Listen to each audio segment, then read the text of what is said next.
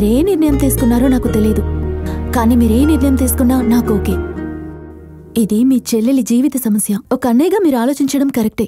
అయితే నేననుకున్నట్టుగా ఈ పెళ్లి జరిగితే నాకు లభించిన సంతోషమైన జీవితం నా అన్నకి లభించేది.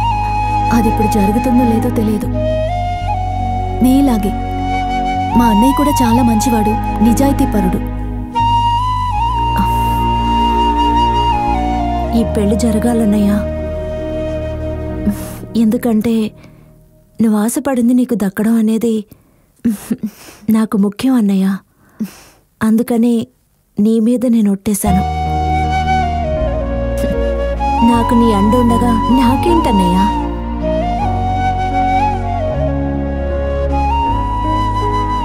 ఏది వద్దంటున్నారండి? నేను వద్దడం లేదు సార్, కొంచెం దూరంగా ఉంటే మంచిదే కదా. రెండిటికి అర్థం ఒకటేనండి. ఆ ఆదికేశవ్ అనేవాడు ఏదో చిన్న తప్పు చేస్తే క్షమించి వదిలేసేవాడిని. తను తప్పించుకోవడం కోసం సొంత టపాసుల ఫ్యాక్టరీని పేల్చి 15 మందిని దారుణంగా చంపేశాడు, వాడి తల్లితో సహా. వాడు రాళ్లకోరి రంగా వ్యాపారం అనే పేరుతో పేలుడు మందిని ఎవరికి ఎందుకు అమ్ముతున్నారో తెలిసి అమ్ముతున్నారు, కేవలం డబ్బు కోసం. రాళ్లకోరి రంగాన్ని రెడ్ హ్యాండెడ్ గా పట్టుకున్న నేను ఈ ఆదికేశవుని పట్టుకోలేకపోయాను. ఆ రోజు నేను రంగమూర్తి బార్కి రైడ్కి వెళ్ళింది టపాసులతో పేలుడు మందున్న లారీని పట్టుకోవడానికి.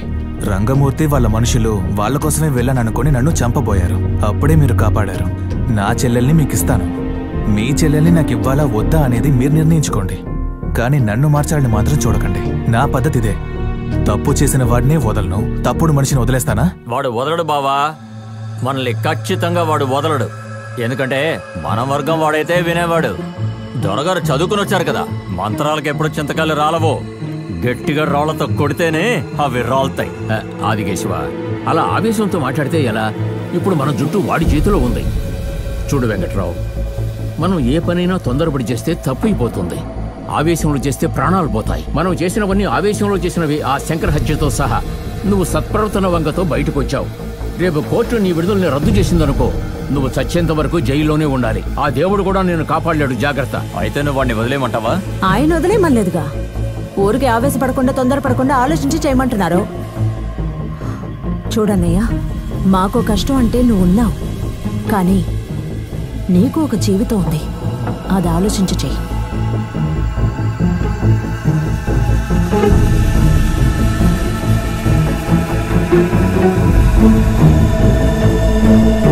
ఎన్ని రోజులు లిటిగెంట్గా ఉంటావు? కొద్ది రోజులు వెంకట్రావుగా ఉండు. అతని వల్ల బాధపడింది మనం మాత్రమే కాదు, మనలాగే చాలా మంది దెబ్బతిన్నారు. ఆ రాళ్లక్వారీ Ranga, night bar Rangamurthy, local inspector Govindu ఓ గుంపు కోపంగా ఉన్నారు. మనం ఐడియా ఇద్దాం, అసలు పని వాళ్ళు చేస్తారు. ఎంతకాలం ఆయుధంగా ఉంటాం? కొన్నాళ్ళు ఆనందిద్దాం. మనం అలా చేస్తే మనకు అడ్డు ఉండదు, పని అయిపోతుంది. పదంటే అక్కడికి వెళదాం.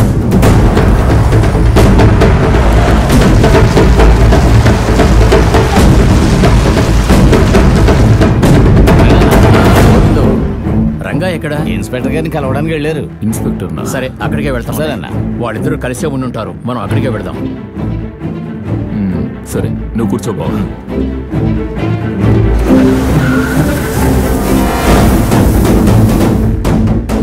నైట్ బార్ రంగమూర్తిని కలవడానికి ఆయన రంగగారు వెళ్లారు. రంగమూర్తినా? తోటకు పోనివరా.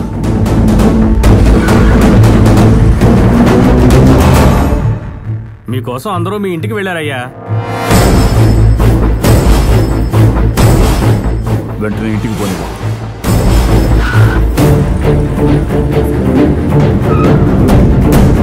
అన్నయ్య వచ్చేసాడు.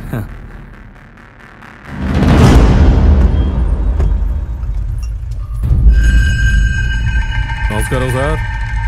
నమస్తేనా? నమస్తే అన్న. ఏంటి రంగా, మీకోసం మేము వెళితే మా కోసం మీరు వచ్చారేంటి? మేము మీకోసం వచ్చామా? మీరేగా రమ్మన్నారు. మేము రమ్మన్నావా? ఆ మాటే అతను చెప్పాడు.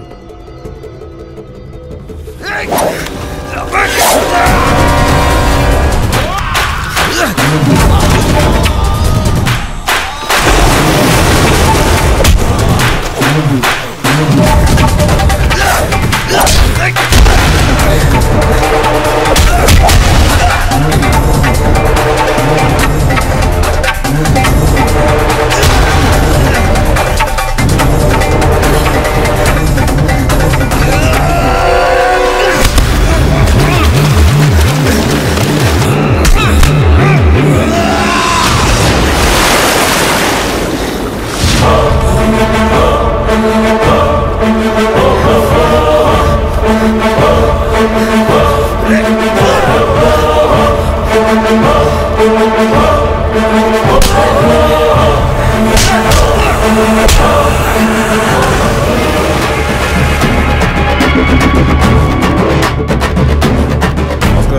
నా పేరు కొండవీరుడు. మీ గురించి, మీ బావ ఆదికేశవ్ గురించి ఆర్డీవీ గారు చాలా చెప్పారు.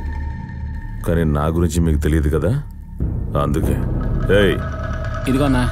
ఇదిగోండి, తీసుకోండి.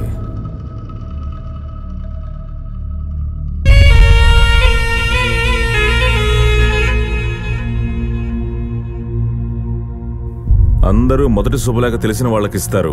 నేను మీరంతా నా గురించి తెలుసుకోవాలని ఇచ్చాను. ఇంతవరకు ఆర్డీఓని ఒక అధికారిగానే మీరు చూసుంటారు. కానీ ఇక మీదట ఆయన నా చెల్లెలి భర్త. నా చెల్లెలి భర్త ప్రాణానికి ఏమైనా అయితే మీలో ఒక్కరు కూడా ప్రాణాలతో ఉంటారు. ఒక బావకి ఏమైనా అయితే ఎంత బాధగా ఉంటుందో అది నీకే తెలుసు. తప్పు చేసే బావకి నువ్వు ఇంత సపోర్టుగా ఉన్నప్పుడు నిజాయితీ పరుడైన నా చెల్లెలి భర్త కోసం నేనెలా ఉంటాను? ఈ ఊరు నా ఆట చూసింది, 4 తగిలించడం చూసింది, నెట్ట నిలువుగా చీల్చడం చూడలేదుగా. చూసి అలా చేయకు. రేయ్, పదరా. బాబు కాస్త ఆగండి. తమరు సత్తా ఏంటో మేం తర్వాత చూస్తాం. నీ గురించి చెప్పడానికి నువ్వు శుభలేఖ ఇచ్చావు, మరి నా గురించి తెలుసుకోవా? ఈ శుభలేఖను నీ కళ్ళ ముందు ఎలా చించానో అలాగే నీకు కాబోయే బావని నీ కళ్ళ ముందే చీరేస్తాను. నా బావకి సమస్య వస్తే ఏ సమస్య రాకుండా చూసుకో. కాబోయే బావకి నువ్వింత వత్తాసు పలుకుతుంటే అటువంటిది సొంత బావ కోసం నేను ఇంకెంత వత్తాసు పలకాలి? నేను ఎటువంటినో ఆర్డీఓకి సరిగ్గా తెలియదు అనుకుంటాను. అందరూ 5 ఏళ్ల వయసులో ఆలు చదువుతుంటే నేను అడ్డంగా నరికేయడం చదువుకున్నాను. చదివినప్పుడు జేబులో ఏవీ లేదు. నా చెల్లెల కోసం కత్తి పట్టుకున్నప్పుడు జేబులో డబ్బు తప్ప ఏవీ లేదు. నేనెవరినైనా లేపేయడానికి కత్తిత్తానంటే ముందు గాబరా పెడతాను, తర్వాత భయాన్ని చూపిస్తాను, ఆ తరువాతే నా బలాన్ని చూపిస్తాను. నువ్వు నన్ను గాబరా పెట్టినప్పుడు నేను నీకు భయాన్ని చూపిస్తాను. నాకు నువ్వు భయాన్ని చూపిస్తే నువ్వు పరలోకంలో ఉంటాయి.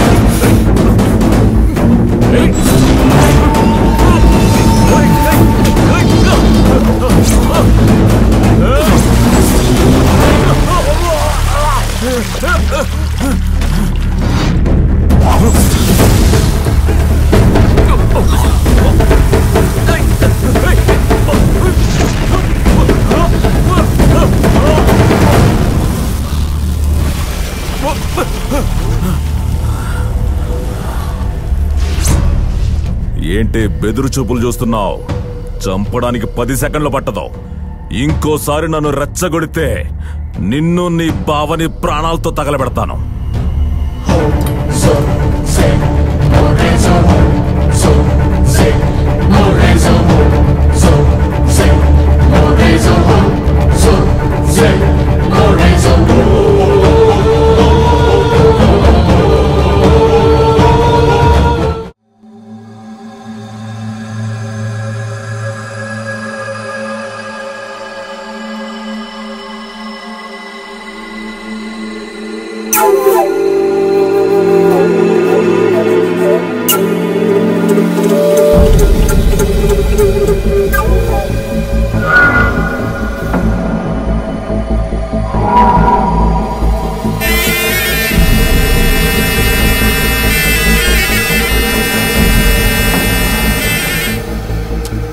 అరే ఏంటన్నా ఇది? నువ్వేదో పెద్దడమని మేమంతా నీ దగ్గరికి వస్తే మొత్తం అందరినీ కలిపి దులిపేసిపోయాడు. నువ్వేమో చూస్తూ నుంచున్నావు. అది కాదన్నా, నలుగురం కలిసి వేసేసి ఉంటే నీ ఇంటి వాకిట్లోనే పేడ కలాపి చెల్లుతారు కదా. అలాగా? ఆ రోజు బస్ స్టాండ్ లో అందరినీ తుక్కు రేగొట్టాడే, పేడ నీళ్ళు ఆ రోజు చల్లొచ్చుగా. నువ్వు నీ బాగు. మీరు అనుకుంటున్నట్టు వాడు 1000లో ఒక్కడు కాదు, 1000 మంది ఒకటిగా కలిసినవాడు. వాడు నిప్పులాంటోడు, ఎలా పట్టుకున్నా పైకే వెళ్తాడు. అంతా వాడి వేగాన్ని చూసుంటారు. నేను వాడిలో విషయాన్ని చూశాను. ఆ కొండవీరుడు మనల్ని ఇబ్బంది పెట్టకుండా వాడంతూ నేను చూస్తాను. ఒక్క మాటలో చెప్పాలంటే భూమిని చూసి విత్తు వేయాలి, విత్తును చూసి ఎరువు వేయాలి, ఎరువుని చూసి నీరు పెట్టాలి. చూస్తా, వదలను. వాడి చెల్లెల మెళ్ళలో ఆర్డీఓ తాళి కట్టిన అప్పుడు వాడిని లేపేస్తాను. అప్పుడేగా వాడికి తెలుస్తుంది